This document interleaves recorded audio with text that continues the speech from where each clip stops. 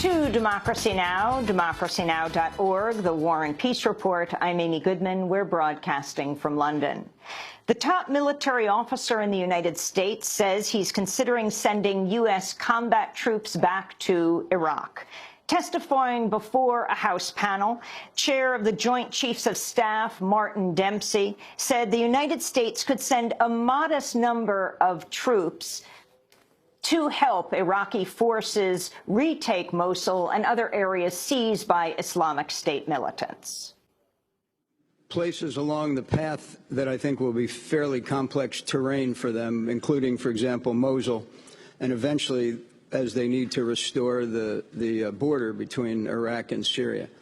I'm not predicting at this point that I would recommend that those forces in Mosul and along the border would need to be accompanied by U.S. forces, but we're certainly considering it. Dempsey's comments come after President Obama's repeatedly vowed not to send combat troops back into Iraq.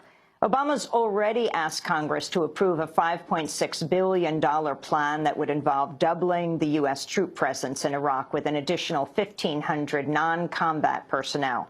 Dempsey spoke a day after Iraqi Prime Minister Haider al-Abadi fired 26 Iraqi military commanders for incompetence and corruption. President Obama is reportedly considering executive action that would protect up to 5 million undocumented immigrants from deportation. According to news reports, Obama could announce the plan as soon as next week. A key component could prevent the deportation of parents whose children are U.S. citizens. The report comes as a majority of House Democrats have sent a letter to Obama calling for him to take action on immigration. Republican House Speaker John Boehner has vowed to fight any such action, quote, tooth and nail.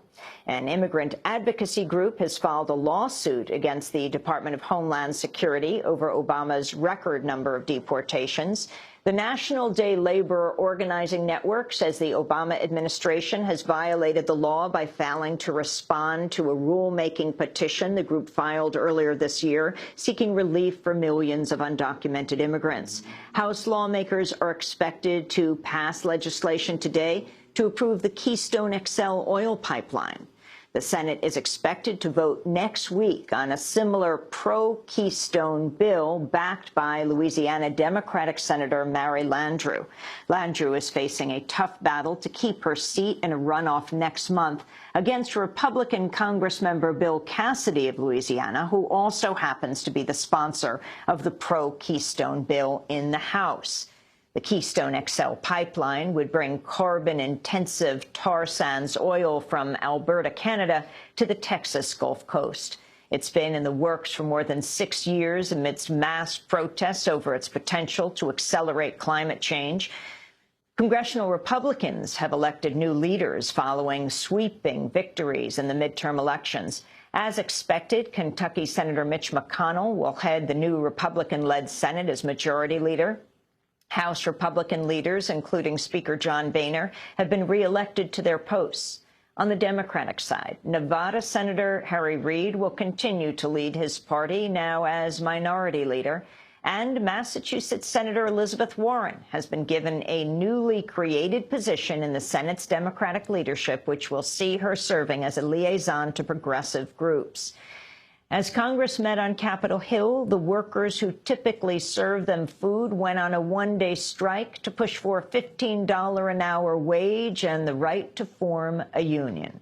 In an historic first, workers from the U.S. Capitol building joined hundreds of fellow food service and cleaning workers from the Pentagon, Smithsonian, and other sites. In February, President Obama signed an executive order raising the minimum wage for federal contractors to $10.10 an hour, but workers say that's still not enough to survive in the nation's capital. In California, Walmart workers have staged an historic sit-down strike, which organizers say is the first of its kind in the company's history. The workers sat down in a Los Angeles Walmart with tape placed over their mouths to protest what they say are illegal attempts by the company to silence their demands for better jobs. Workers at more than 2,000 Walmart stores have signed a petition calling for a $15 an hour wage and full-time hours, with protests planned across the country on Black Friday. A recent analysis by the Economic Policy Institute found the 6 heirs to the Walmart fortune make as much as the bottom 79% of black families in the United States combined. Liberia has lifted a state of emergency to curb the spread of Ebola after registering a decline in the disease. President Ellen Johnson Sirleaf made the announcement on Thursday. Our estimation, and that of those with whom we have consulted, the progress we have witnessed, coupled with the various measures and ongoing interventions, all of which can be continuously adopted and sustained under the relevant provisions of the public health law, have combined to reposition our efforts to sustain the fight against the virus until it is finally eradicated from our country. The news in Liberia comes as the West African nation of Mali has confirmed a second outbreak of Ebola after containing an initial one. Meanwhile, clinical trials of Ebola treatments are due to begin next month at centers run by Doctors Without Borders in Guinea and Liberia. The trials will test drugs made by firms in Japan and the United States. Israel's reportedly banned a Norwegian doctor from entering Gaza for the rest of his life. Dr. Mads Gilbert provided medical aid to Gazans during the summer's Israeli assault. He worked at Al-Shifa Hospital and appeared on Democracy Now! After the hospital came under attack by the Israeli army.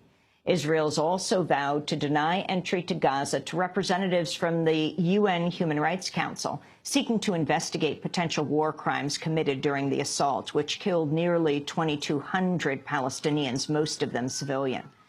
On Thursday, Secretary of State John Kerry met with Israeli Prime Minister Benjamin Netanyahu and Jordan's King Abdullah and announced steps aimed at reducing tensions in Jerusalem. A United Nations panel has criticized the excessive use of force by police in the United States, one day after hearing testimony from the parents of Michael Brown, the African-American teenager shot dead by police in Ferguson, Missouri in August. UN expert Jens Modvig questioned the mechanisms in place for holding police officers accountable. There are disturbing patterns of excessive force on part of police officers, especially towards African Americans and other persons of color, which seem to demonstrate that the current mechanisms of accountability are insufficient. We have information that many federal investigations against police officers for unlawful and excessive use of force were closed without criminal charges because they did not present sufficient evidence of willful misconduct to give rise to a federal criminal prosecution for the police officers involved. As U.S. officials defended the country's record on human rights before the UN panel, a group of youth activists from Chicago rose to their feet with their hands in the air to stage a silent protest. They wore T-shirts with an image of Dominique Franklin, a 23-year-old who died in June after police tasered him during an arrest for stealing a bottle of vodka. A member of the group, Malcolm London, said the response by U.S. officials at the hearing has been inadequate.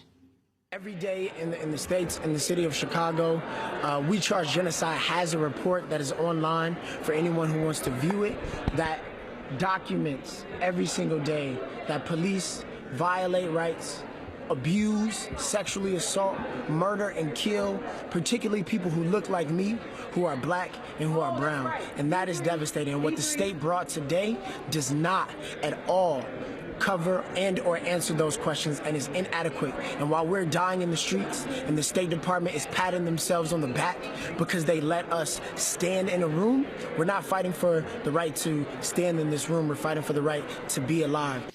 That's Malcolm London of the group We Charge Genocide.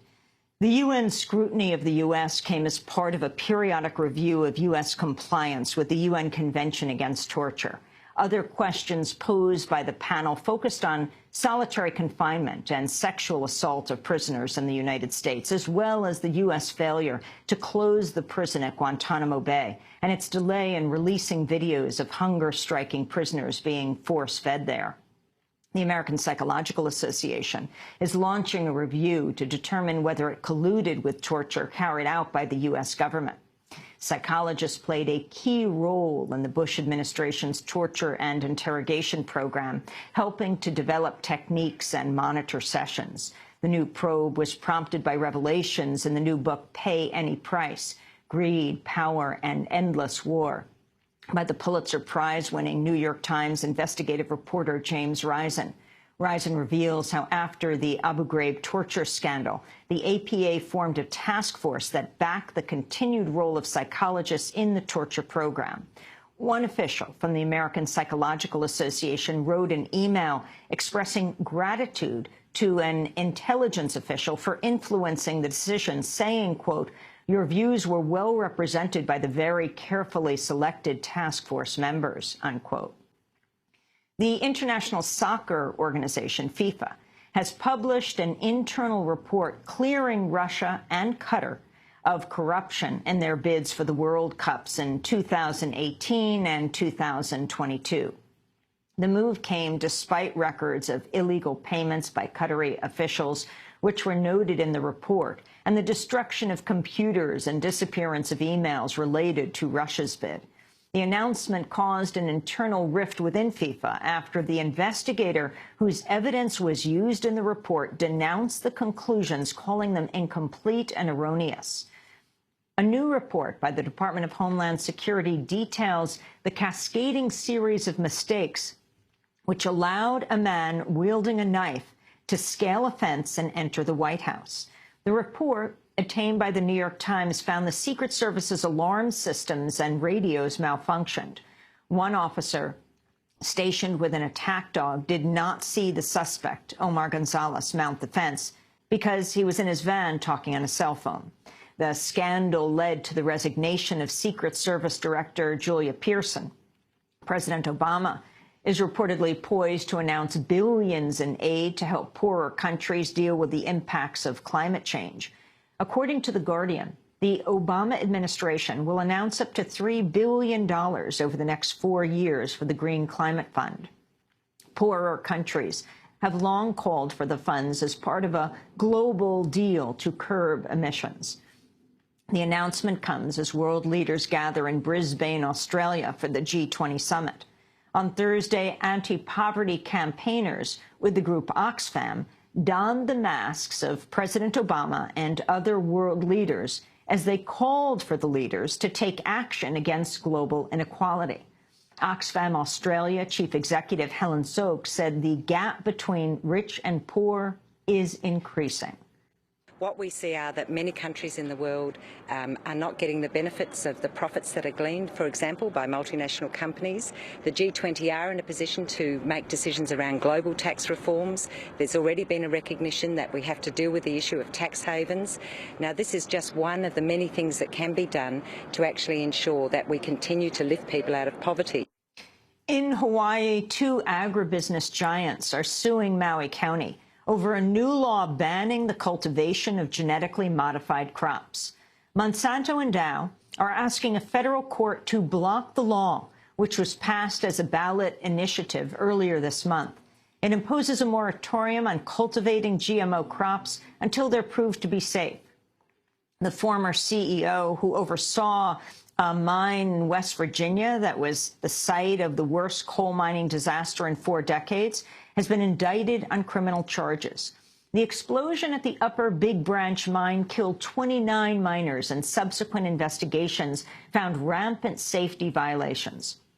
More than 4 years later, Massey Energy's CEO, Don Blankenship, has been charged with 4 criminal counts for deceiving inspectors and flouting safety standards in order to make more money. And a new report reveals the Justice Department is sweeping up data from vast swaths of the population by flying planes equipped with devices that mimic cell phone towers. According to the Wall Street Journal, the 7-year-old program run by the U.S. Marshal Service allows the government trick tens of thousands of cell phones into reporting their location and identifying information over the course of a single flight. While the program is designed to target criminal suspects, It's reportedly ensnaring massive numbers of innocent Americans. The device can also interrupt calls on certain phones. And those are some of the headlines. This is Democracy Now!, democracynow.org, The War and Peace Report. I'm Amy Goodman. Well,